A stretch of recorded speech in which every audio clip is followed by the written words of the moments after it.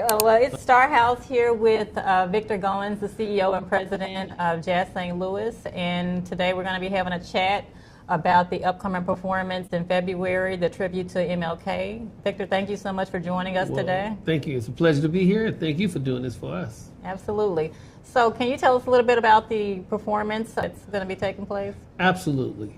So first of all, the concert is going to be on February 20th and 21st. It's a Jazz St. Louis Big Band concert. It'll be featuring just a fantastic trombonist by the name of Victor Goines. Mm-hmm. So I'm looking forward to doing that. Wycliffe and I have a lot of history, 30 years with the Jazz and Lincoln Center Orchestra with the Winter Marcellus Septet. The piece, the MLK Suite, started really around 2018 when I was a professor at Northwestern University. And I wrote a piece for a quartet at the time for their MLK celebration. That was 7 movements. Well, we get to Jazz St. Louis, we have this big band, and there have been a lot of things written, but we just happen to be performing in Black History Month. Mm-hmm. Of course, Martin Luther King celebration was in January. I thought it might be a great opportunity to really work on my own writing skills as I write something that's going to be challenging for the big band. So I decided to orchestrate the MLK Suite for the Jazz St. Louis Big Band. Right. Now, you know, whenever you do those kind of things and you start writing, inspiration kicks in. So it was originally 7 movements, now it's 9. So it's expanded quite a bit. Okay, that's awesome. So it sounds like this is going to be something magical we can look forward to. So what can the audience expect to take away once they experience this performance? Well, the piece actually celebrates Dr. King. Okay. And it's written somewhat like the way the Baptist church service would be. You have a preacher or a minister, and you have a congregation. So the minister in this case is Victor Goines. The congregation is the big band and the audience. Okay. So co-signing is definitely permitted for those who come out and check it out and be a part of it, because inside of jazz, in general, you know, the people play a very important role in what the musicians are playing. It's not music that you sit down and just watch and let it progress. I mean, the way we play have a direct correlation to how they respond to what we play. Okay. Now, because it highlights Dr. King's life, and he was obviously a minister, it has a lot of the tradition from the church tradition inside of the music, the Baptist church.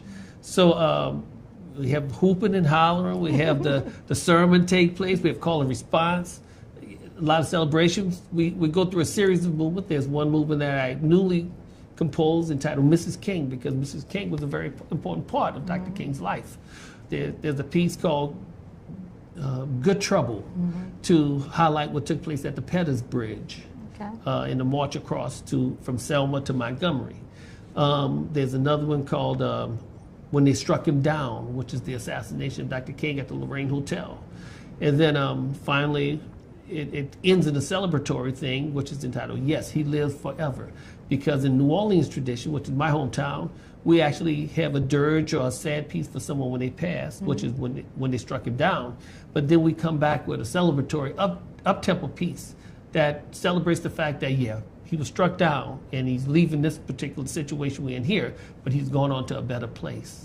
So it highlights different things. We also have a movement called the Long Hard Road. That was the March to Washington.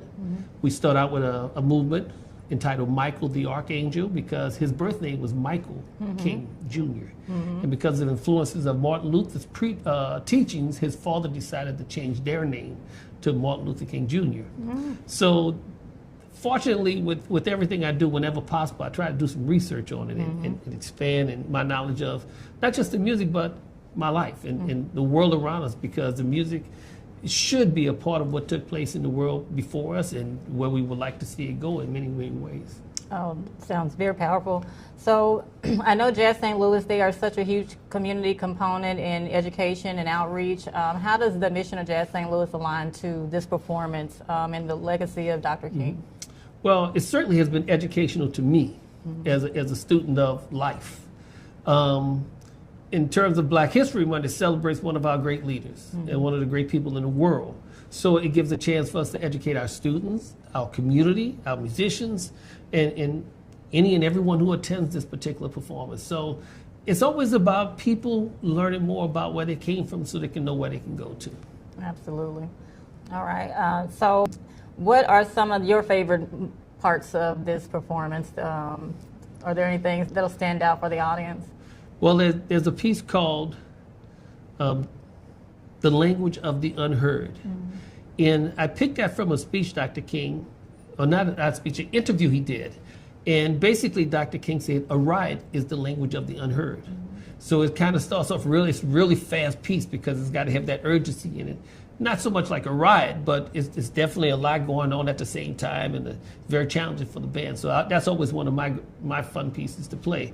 And then the ballad I wrote for Mrs. King, I think, I'm looking forward to hear that one because, hopefully I wrote something that was as beautiful as she was, and as supportive of Dr. King. You always try to make sure you're hitting those landmarks.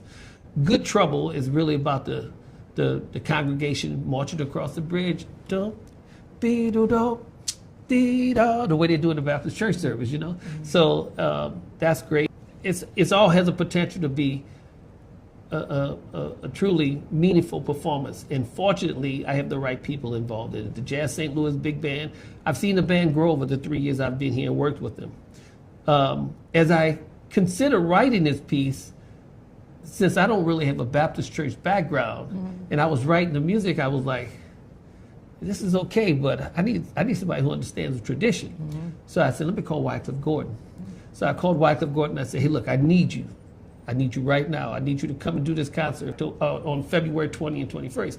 He said, I'll be there. So that's going to bring a whole nother dimension to that tradition, to the music, And it's just always fun to see how much you can get inside of the image of what you're trying to play.